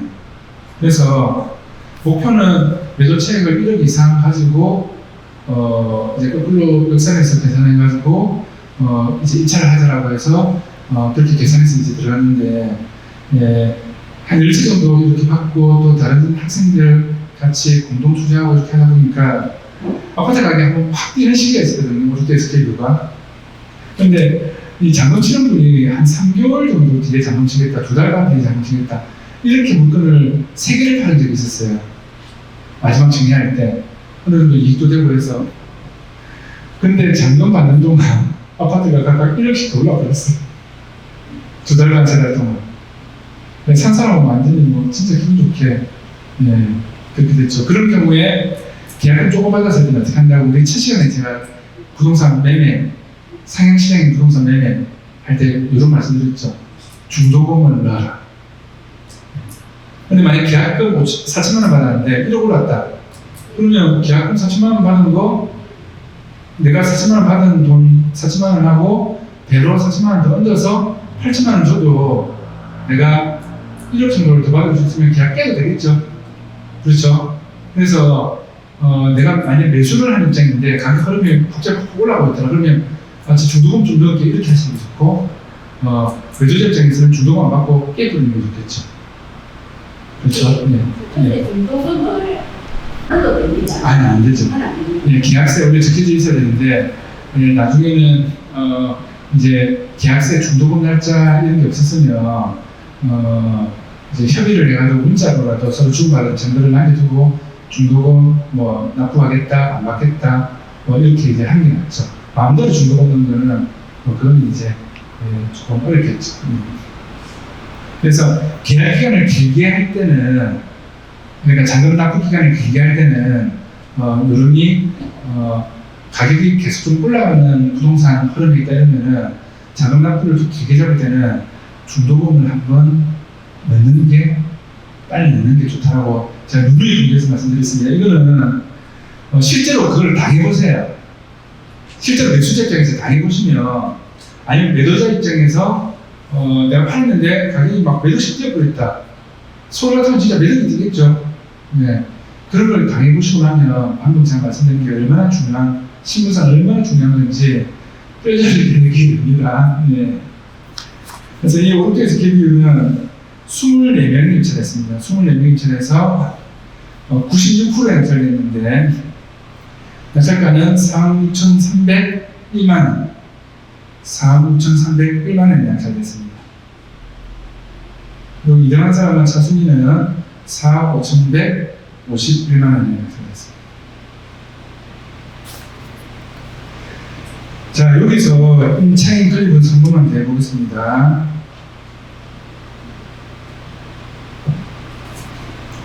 자, 여기는 말소 기준권리가 앞에 보시면 언제죠? 2009년이죠. 2009년 1월 30일. 2009년 1월 30일이고, 전입은 2018년 3월 30일 날 전입을 했습니다. 일단은 말소 기준권리보다 2018년이니까 후순위죠. 후순위 임차인입니다. 후순위 임차인. 자, 보증금 1,000만 원에 월세 118만 원. 그러면 이 임차인은 보증금 얼마짜리를 보죠? 월세는 계산 안 하고 1,000만 원짜리 임차인을 봅니다. 그러면 이 2009년 1월 30일은 어디에 들어가는가 하면, 이렇게 적습니다. 시행시기 2008년 8월 21일부터 2010년 7월 25일 요 사이에 들어갑니다. 그래서 2008년 8월 21일 날 한번 주택임대차보호법 개정이 됐고요. 2010년 7월 26일 날도 한번 개정됐어요. 그래서 2008년 8월 21일부터 2010년 7월 25일 사이에 들어가는데, 그러니까 이 금지당권 날짜가 2009년이 2008년 8월달부터 2010년 7월달에 사이에 들어간단 말이죠. 예. 그래서 광역시는 5천만 원 이하 최고 1,700만 원까지 적은 없습니다. 5천만 원 이하 최고 1,700만 원까지 수익 임차인 보호가 됩니다. 그러면 이 사람 1,000만 원짜리 임차인이니까 5천만 원 이하죠? 그럼 수익 임차인이 해당되죠? 그런데 만약 이 임차인이 5천만 원에서 단돈 만 원이라도 더 많으면 수익 임차인이 안 되는 거예요. 5천만 원이면 수익 임차인이 안 되는 거예요. 예, 그러면 최고 1,700만 원까지 받아가니까 이 사람은 최고 1,000만 원밖에 안 되죠. 그리고 월세도 118만 원이니까 굉장히 들어가면서 월세 안 좋겠죠. 그럼 이 임차인도 아까 앞에 것처럼 손해보는 돈이 뭐 거의 없는 명도에서 그렇게 어렵지 않은 임차인이 되겠습니다. 이렇게 임차 보증금에 관해서 소액 임차인 배당 분석을 하셔야 됩니다. 만일에 이 임차인이 보증금 5천만 원에 월세 100만 원이라고 했다면 보증금 5천만 원에 월세 100만 원 이런 임차인도 있겠죠. 그러면 1,700까지 받아가고 3,300원 손해본다. 그럼 3,300 손해보니까 뭐 월세 안 주고 했다 하더라도 뭐 한 2,700만 원, 2,500만 원 정도 손해보는 임차인이라고 계산할 수 있겠죠. 그러면은 60평, 70평이고 하니까 집행하면 집행 비용이 많이 들어갈 건데 이사비용 1, 200만 원 달라고 하면은 족벌이겠네 그 말이죠. 70평짜리 집행하면 집행 비용만 500만 원, 1,000만 원 들어가거든요. 500만 원, 1,000만 원. 평당에 한 10만 원 정도씩 이상을 잡으셔야 됩니다. 대충 계산하실 때 아파트 30평이면 300만 원, 아파트 50평이면 500만 원, 평당에 10만 원 정도. 자, 그래서 명도 비용 계산하고 이런 것까지 임차인 배당 수하는 것까지 한 번 더 해봤습니다. 그 다음에 이걸 페이지 넘기시면 여기서 우리가 또 공부해야 될 게 페이지 넘기시면은 여기 앞에 보세요. 그 파란 글씨 되어 있는 거. 자, 매매가가 그래서 평균 금액이 얼마입니까? 123.307에 평균 금액이 4억 3천이죠. 그런데 최고 금액은 얼마죠? 6억 4천이죠. 그런데 또 최저 금액은 얼마입니까? 2억 5천이죠. 그렇죠? 근데 여기에 관한 지금 감정가는 4억 8천 나왔거든요. 감정가는 평균 금액이 4억 8천보다 조금 더 높아요. 이 앞에 보세요. 앞에 화면 보세요. 이 감정은 4억 8천이 나왔어요. 4억 8천.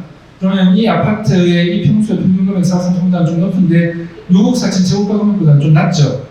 여기서는 뭘 공부하셔야 되냐면 롯데 SK부는 우리나라에서 바다 전형, 바다 경치는 거의 최고의 경치인 아파트 중에 하나라고 보시면 됩니다. W라든지, W라든지, 롯데 SK부는 바다 뷰는 우리나라 거의 최고다. 그러면 나중에 삼익비치를 하든 대연비치를 하든 유비치를 하든 남천동이나 강안동에 쌍용예가를 하든 강안동 쌍용예가 아파트가 지금 84를 보니까 지금 12억 정도 하더라고요. 그런데 앞에 아는 친절한 데서 할 때 6억, 7억 이렇게 사줬거든요. 강안동 쌍용예가 아파트가 되는가 하면 강안 해수욕장에서 조금만 더 올라오면 거기 뭐 재개발하고 해서 지금 아파트가 안 있어요. 근데 그게 지금 30몇 평짜리 12억 해요. 참, 이런 이야기 들으면 부동산 공부를 한 5년 전, 7년 전, 몇 년 전으로 돌아갔다고 하면 내가 돈 벌 수 있는 기회가 참 많이 있었겠죠. 저축해서 이상을 벌기는 진짜 모으기는 정말 어려운데 여기에서 분주하는 건 뭔가는 여기서 공부하셔야 될 건 있잖아요. 바닷가 쪽에 있는 아파트 있죠. 평화대 신도시에 보면 경남성경 아파트가 있어요. 경남성경. 그 청사포 아시죠? 달마이 중랑구 가면 청사포 있거든요. 거기 보면 경남성경 아파트가 있거든요. 경남상가 아파트인데 바다가 쫙 보이는 그런 동이 있어요. 분양될 때는 별로 분양가는 차이가 별로 안 납니다. 근데 시간이 점점 가면 갈수록 아파트 가격이 바다 뷰가 있느냐, 서울 같으면 한강뷰가 있느냐, 없느냐에 따라서 금액이 틀려지게 돼요. 좀 같은 아파트 단지 아닌데, 예, 알람 울리 시간이 다 돼가지고, 한번 들려드리겠습니다. 벌써 손 맞출 시간이 다 돼가네요. 같은 아파트 단지 아닌데, 바다뷰가 정말 쫙 나오고 한강뷰가 나오는 서울의 그런 아파트다. 이런 아파트하고, 앞동에 가려가지고, W 같은 경우에도, 지금 오동 W 같은 경우에도 한 50평대까지 앞에 뷰가 좀 나오는데, 40평대 성분돼 있죠. 바다뷰 하나도 안 나오고 앞에 막히고, 전망이 정말 안 좋아요. 네. 그러면 이 뷰가 나오는 쪽하고 아닌 쪽하고, 예를 들어서 나중에 대열미치 아파트에 웃기게 있잖아요. 남양을 보는 아파트의 분양가가 동쪽을 바라보는 강안대교 바라보는 바다뷰를 보는 아파트 같은 84제곱미터 전용 34평짜리 아파트 분양가를 봤을 때 바다 쪽 보는 쪽이 분양가가 더 싸요. 자, 어떻다고요? 그래서 분양가가 어떻다고요? 바다를 보는 쪽 분양가가 더 쌉니다. 대우비치 아파트를 보면 남쪽을 보는 쪽이 분양가가 더 높게 책정되어 있어요. 근데 결과적으로 나중에 어떻게 되는가 하면 바다뷰가 쭉 나오잖아요. 바다뷰가 쫙 나오는 아파트 같으면은 바다뷰가 안 나오는 쪽 아파트하고 나중에 제가 이야기하는 대로 되는지 안 되는지 나중에 한번 봐보세요. 한 3억 정도까지 차이가 날 수가 있어요. 여기 지금 바로 나오잖아요. 그래서 같은 평형인데 어떤 거는 뭐 영육천이고 어떤 거는 육사천이고 이 두 배가 넘게 차이 나잖아요. 그러면 대형비치 아파트 같은 경우는 34평 같으면 아파트 가격이 기본적으로 한 12, 3억 이렇게 넘어갈 거거든요. 그러면 바다뷰가 나오는 쪽은 15, 바다뷰가 안 나오는 쪽은 12요. 그럼 강한동 쌍둥이가 왜 12까지 가는가 하면 바다뷰가 앞에 막힘없이 그냥 연구 조망권으로 쫙 나오는 그런 동들이 있어요. 그런 동들은 12까지 올라가는 거예요. 자, 그러면 아파트를 사실 때 어떻게 사셔야 되겠습니까? 아파트 단지가 이렇게 있으면 있잖아요. 만약에 북구 함영동이다. 그러면 낙동강 뷰가 쭉 나오는 동들이 있죠. 그렇죠? 예. 그 다음에 바닷가 쪽에 바다 라인 따라서 아니면 서울의 한강, 약간 물과 좀 친한 아파트 있잖아요. 물. 바닷물이든 강물이든 저수지든 뭐든지 간에 뭐 공원이든 이 뷰가 이렇게 이제 산이 있는 나무가 많은 뷰가 있든 약간 뷰가 좋은 쪽 있죠. 뷰가 좋은 쪽하고 아닌 쪽하고 아파트 단지 안에 동들이 있을 거 아니에요. 호수 라인이 있을 거 아니에요. 그러면은 뷰가 나오는 쪽하고 안 나오는 쪽은 점점 시간이 가면 갈수록 가격이 차이가 많이 난다는 게. 그럼 뭘 사야 되겠습니까? 무조건 뷰가 있는 쪽, 바다나 강, 어떤 그런 전망 뷰가 있는 쪽, 그런 쪽의 아파트를 그 아파트 단지 안에서 사시더라도 꼭 그렇게 사셔야 된다. 이거는 그런 이야기 나도 알겠다. 아니 그런 이야기 나도 알겠다. 나도 알겠다. 다 그 상식적인 거 아니가 이렇게 이야기하실 수 있는 부분인데 실제로 보면 어떻다고 합니까? 아파트 분양받을 때는 아파트 살 때 초창기에 바다뷰 안 나오는 쪽의 아파트를 누군가 사죠. 강뷰가 안 나오는 쪽을 누군가 산단 말이에요. 그 아파트 단지 안에서. 그 사람들은 나중에 이야기해보면 야 이렇게까지 차이가 많이 날 줄 몰랐다 이런 이야기 나중에 어느 신문 지나고만 하는 거예요. 그래서 여기서 제가 이제 가르쳐드리고 싶은 거는 또 보세요. 우리 때 스키비는 바다뷰가 쫙 나오는 쪽하고 아닌 쪽하고 차이 많이 나거든요. 그래서 67평형 같은 경우에 바다뷰가 엄청나게 67평은 배치가 잘 되어 있습니다. 그래서 69평보다 있잖아요. 67평이 평수가 2평이 더 작잖아요. 안에 구조도 비슷하거든요. 똑같거든요. 2평이 더 작은 아파트인데도 불구하고 69평보다 보통 평균 한 1억 5천, 2억 더 비쌉니다. 한 2억 정도 더 비싸요. 67평이. 그리고 여기서도 이 금액 차이 나는 거 보니까 아시겠죠? 네. 그래서 정말 정말 상식적인 부분이지만 정말 강조해서 말씀드립니다. 네. 자, 그 다음에 수용동에 있는 물건.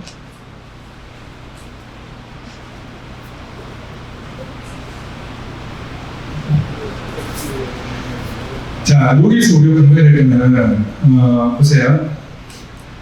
1차 100%에서 4명이 입찰해가지고 낙찰이 9억 8,210만 원 낙찰했어요. 9억 8,210만 원. 그다음에 2등하는 사람 차순위는 9억 7,180만 900원 되었습니다. 네. 2등한 사람이 어떻게 되었다고요? 9억 7,680만 80만에서 900원 더 들었어요. 네. 자, 이거는 1차에서 4명이 입찰했거든요. 수용에 있는 상가 건물입니다. 상가 건물인데 상가 건물은, 상가 주택은 무조건 100%에서 거주하셔야 됩니다. 무조건 100%에서. 여기에 가격 시점이 2019년 9월 25일이거든요. 예, 2019년 9월 25일인데 상가 건물 가격은 계속해서 급상승한다고 보시면 됩니다. 자, 상가 주택, 상가 건물 있죠? 가격은 어떻게 된다고요? 계속해서 급상승한다. 경기가 안 좋아지면 안 좋아질수록, 그 다음에 사람들이 사는 게 어려우면 어려울수록 가격이 더 올라가다고 보시면 돼요. 어저께 제 사무실에 오셔가지고 정말 시우부 같은 젊은 분이 부부 둘이 오셔가지고 상담을 하고 상가 건물을 이제 상가 주택을 설계해 보셨는데, 강원도 쌍용리가 옆에 있는 상가 건물을 한 16억 되는 거, 18억 되는 거, 이렇게 몇 개를 이렇게 말씀을 드렸어요. 근데 월세가 400만 원, 월세가 700만 원 이렇게 나오는 물건이잖아요.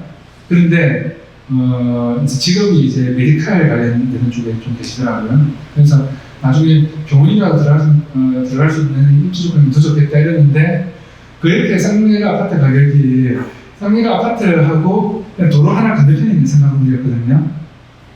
네. 그러니까 지하철 역세권이든 시장이든 학원이든 다 똑같은 거예요. 그런데 거기 6층, 7층 되는 건물이니까 이제 두 개씩만 이제 주거로 쓸 수 있는 어떤 그런 상가주택이었는데, 한 개층이 아파트 예를 들어서 한 40평 정도 된다고 한다면 30평짜리 아파트 12억짜리를 제가 깔고 앉아 있으면 자기는 12억에 관한 제가 현금이 12억이 있다. 그러면은 12억에 관해서 아무런 수익도 안 생기면서 10억짜리 아파트에 제가 깔고 앉아 있는 거죠. 근데 그분이 현금이 한 8억 나머지 이렇게 되는데 8, 9억. 그럼 나머지는 대출받아서 8억이 있으면 4억 정도는 대출받았을 때 이자 주면서 그 아파트에 살아야 되겠죠. 그렇죠. 근데 만일에 그 상가 주택을 큰 대로변에 있는 상가 주택이었는데 만일에 한 16억 주고 샀다.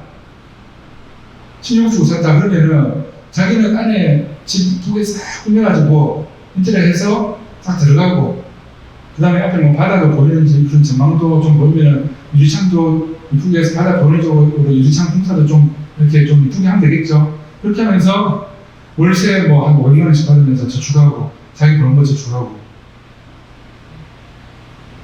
그러면 그게 의미가 좀 있겠죠. 그렇죠. 그런데 아파트 12억짜리인데 자기는 대출 한 9억 정도 하고 3억 자기 돈밖에 없는데 그게 살고 있다. 그러면 자기 집에 자기가 월세 주고 사는 거예요. 그 월세를 은행 이자로 주는 거예요. 그러면 그런 상가주택들은, 그렇게 아파트가 가격이 그렇게 하니까 그런 상가주택들은 좀 리모델링 했다든지 좀 깔끔하게 하고 임차인들을 좋은 걸로 잘 유치해서, 만일에 임차인을 병원으로 유치를 하면 그 상가주택이나 상가건물은 가치가 억 단위 이상 뛰어버리거든요. 1층에 약국 넣고 2, 3층에 병원 넣고 한의원 넣고 엘리베이터 깨끗하게 다시 좀 엘리베이터 새로 바꾸고, 엘리베이터 없는 건물이면 엘리베이터 넣고 이렇게 하면 건물이 몇 억씩 같이 올라가버린단 말이에요. 야, 그래서 그 젊은 분 보니까 참 앞길이 창창해 보이더라고요. 그런데 어저께 어떻습니까? 비가 억수가 좋았죠? 네? 비가 정말 많이 왔어요. 근데 그 비를 뚫고 오신 거예요. 비를 뚫고. 그리고 그 포구 내려가는데 그 길을 뚫고 기장에 있는 물건도 하나 보고 해운대에 있는 물건도 하나 보고 물건을 강에 있는 물건도 본다고 막 이렇게 돌아다니시는 거예요. 저희가 휴가 내기가 어저께 비 오는 그날 말고는 휴가 내기가 좀 어려웠다고.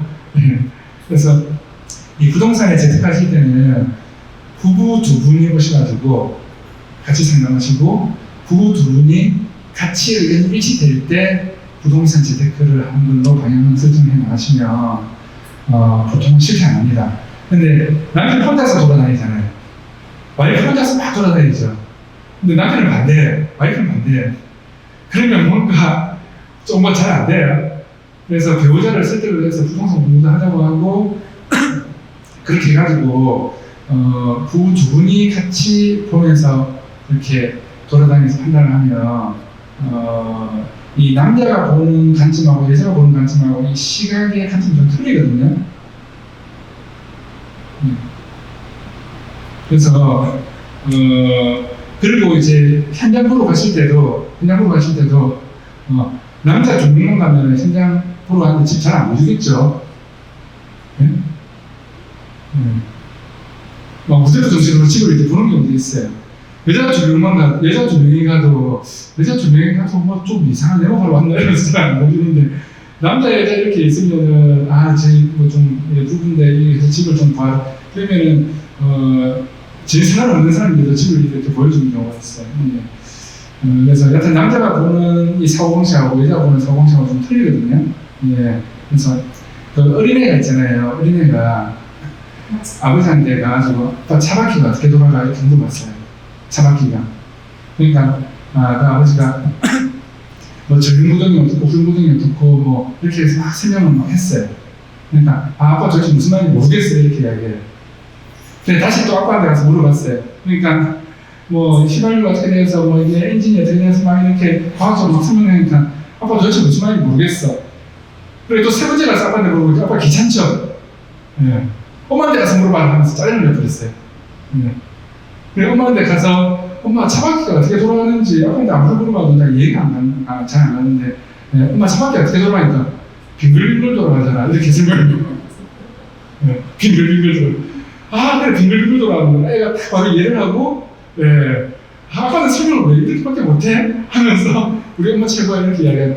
이 말이 무슨 말인가 하면 이 여자의 사고방식하고 남자의 사고방식이 내부자가 좀 틀리거든요. 그래서 재테크에 성공하려고 하시면 남자, 여자가 같이 가서 현장도 보고 조사도 하고 여러 가지 관점에서 보시면은 좀 도움이 될 수가 있습니다. 그래서 뒤에 문건이 뭐 하나 남았는데 그냥 맞아요 해드릴까요? 해드리면 할 것 같은데 그래서 요 경유는 끝내면 좋을 것 같은데 그냥 시간 지키기로 했으니까 여기 수영동에 요 성건물하고 뒤에 그 토지 있는데 여기서 설명할 거 뭐 몇 분 안 되는데 그거 설명하고 저희들 재개발 재건축 세금을 앞에서 설명을 중요한 부분은 좀 설명을 했는데 제가 나도 블로그에 글을 올려놓으면 또 참고로 좀 보시고요. 그래서 우리 다 마지막 시간이 되었죠.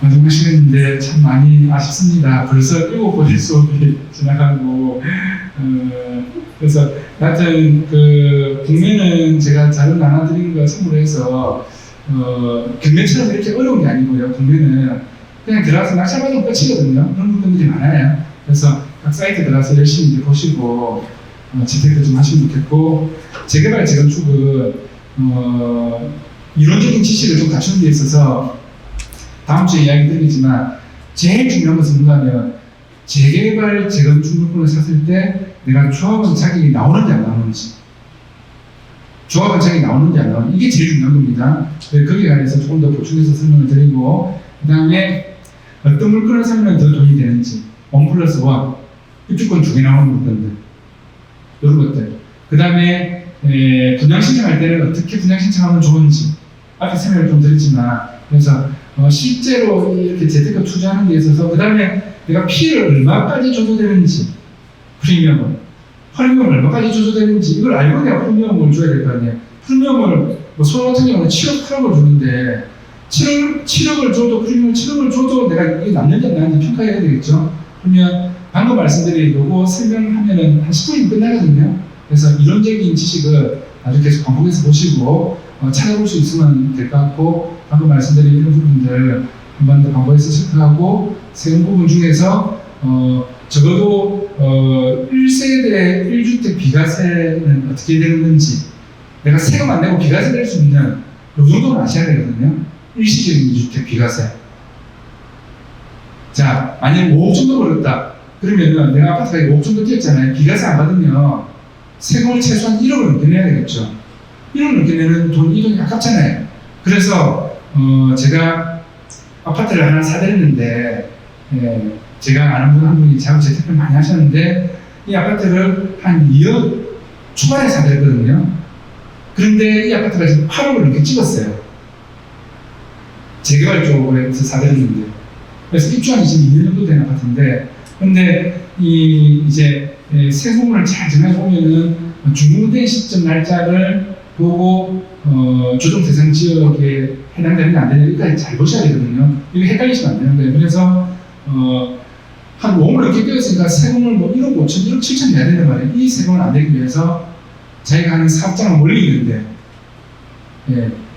어쩔 수 없이 이사를 지금 들어오시는 거예요. 거주인분 가지고. 그렇게 하는 게 지금 서울에 어떻게 있습니까? 뭐 엄마 아파트라든지 뭐 이런 경우에 정말 살기 어려운 그런 집인데 거주인분 가지려고 들어가잖아요, 이사. 그렇죠. 그래서 적어도 비과세 요건 같은 거 있잖아요. 비과세라는 거는 내가 세금을 2억 3억 낼 거를 세금을 하나도 안 낼 수 있다는 거예요. 양도소득세를. 그래서 적어도 그 정도는 다시 이제 중량부를 해서 제가 좀 더 보충해서 이렇게 좀 자료를 드리면서 한 번 더 마지막 시간에 총정리해서 설명하는 시간으로 그렇게 하도록 하겠습니다. 그래서 마지막 시간이 사실은 제일 중요한 내용들 한번 더 짚으니까 빠지지 마시고 나오시면 되겠습니다. 자, 수업 들으신다고 고생하셨습니다. 감사합니다.